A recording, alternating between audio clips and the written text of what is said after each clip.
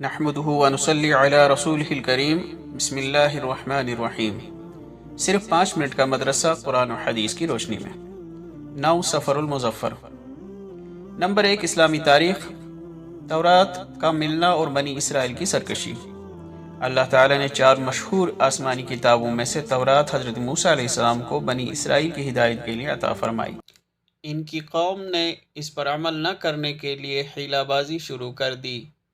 کبھی کوہ طور پر اللہ سے بات کرنے کی فرمائش کی تو کبھی اللہ تعالیٰ کو دیکھنے کے بعد تورات پر عمل کرنے کا وعدہ کیا، لیکن یہ قوم کوہ طور پر اللہ کا حکم سننے کے بعد بھی حضرت موسیٰ علیہ السلام اور تورات پر ایمان نہیں لائی۔ پھر کھلم کھلا اللہ کو دیکھنے کے مطالبے پر غضب خداوندی کی وجہ سے 70 افراد کو جلا کر ہلاک کر دیا گیا۔ اس کے بعد حضرت موسیٰ علیہ السلام کی دعا پر دوبارہ زندہ کیا گیا اور ان کے سروں پر طور پہاڑ کو بلند کر کے تورات پر عمل کرنے کا وعدہ لیا گیا۔ ان کو ہفتے کے دن عبادت کرنے کا حکم دیا گیا اور مچھلی کا شکار کرنے سے منع کیا گیا، مگر افسوس یہ قوم حضرت موسیٰ علیہ السلام کے کسی حکم پر عمل تو کیا کرتی بلکہ قدم قدم پر آپ کو ستانے اور ظلم و زیادتی میں حد سے بڑھتی چلی گئی۔ بالآخر حضرت موسیٰ علیہ السلام بنی اسرائیل کی تکلیفوں پر صبر اور ان کی ہدایت و اصلاح کی کوشش کرتے ہوئے 120 سال کی عمر میں وفات پا گئے اور فلسطین کے مقام اریحہ میں سرخ ٹیلے کے قریب دفن کیے گئے۔ نمبر 2، اللہ کی قدرت، زمین کے خزانے۔ اللہ تعالیٰ نے زمین کے اندر بے شمار خزانے پیدا فرمائے جن سے ہماری بہت سی ضرورتیں پوری ہوتی ہیں۔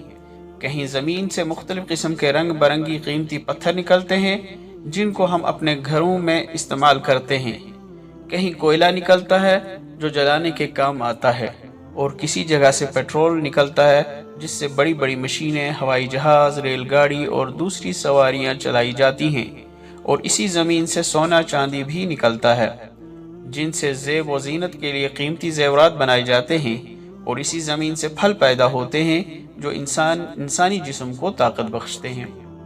زمین کے اندر اتنے سارے خزانوں کا پیدا کرنے والا کون ہے؟ یقیناً وہ اللہ تعالیٰ ہی کی ذات ہے۔ نمبر 3، ایک فرض کے بارے میں، جماعت سے نماز نہ پڑھنے پر وعید۔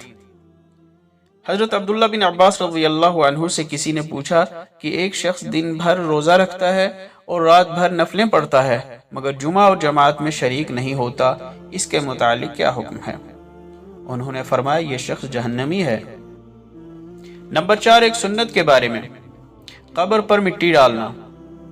حضرت عامر بن ربیعہ رضی اللہ عنہ فرماتے ہیں کہ میں نے رسول اللہ صلی اللہ علیہ وسلم کو حضرت عثمان بن مظعون رضی اللہ عنہ کے دفن کے موقع پر دیکھا کہ آپ نے ان کی نماز جنازہ پڑھی، 4 تکبیریں ادا کی اور اپنے ہاتھوں سے قبر پر کھڑے ہو کر 3 مرتبہ مٹی ڈالی۔ نمبر 5، ایک اہم عمل کی فضیلت، استغفار کرنا۔ رسول اللہ صلی اللہ علیہ وسلم نے فرمایا دلوں میں گناہوں کی وجہ سے ایک قسم کا زنگ لگ جاتا ہے، جس طرح تانبے کو زنگ لگ جاتا ہے، اور دلوں کی صفائی استغفار کرنے سے ہوتی ہے۔ نمبر 6، ایک گناہ کے بارے میں، شہید کو بھی قرض ادا کرنا ہوگا۔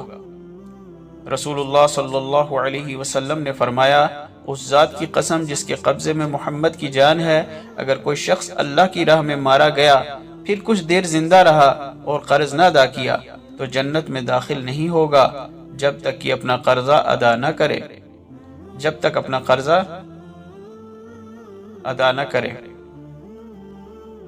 نمبر 7، دنیا کے بارے میں، دنیا سے محبت آخرت کی بربادی۔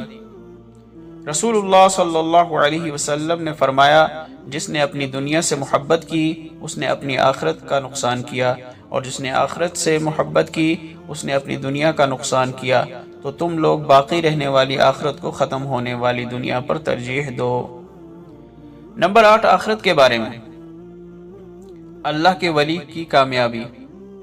قرآن میں اللہ تعالیٰ فرماتا ہے سن لو جو لوگ خدا کے دوست ہیں ان کو نہ کسی قسم کا خوف ہوگا اور نہ وہ غمگین ہوں گے، یہ وہ لوگ ہیں جو ایمان لائے اور گناہوں سے بچتے رہے، ان کے لیے دنیا اور آخرت کی زندگی میں خوشخبری ہے۔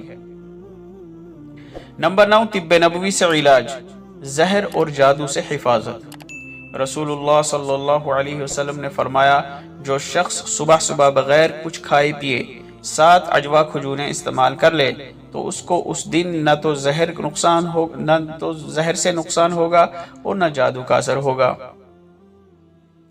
نمبر 10، قرآن کی نصیحت، ہر ایک کے ساتھ اچھا سلوک کرو۔ قرآن میں اللہ تعالیٰ فرماتا ہے، تم سب اللہ کی عبادت کرو، اس کے ساتھ کسی کو شریک نہ کرو، ماں باپ، رشتہ داروں، یتیموں، مسکینوں، قریب کے پڑوسیوں اور دور کے پڑوسیوں، پاس بیٹھنے والوں، مسافروں اور جو لوگ تمہارے ماتحت ہوں، سب کے ساتھ حسن سلوک کرو۔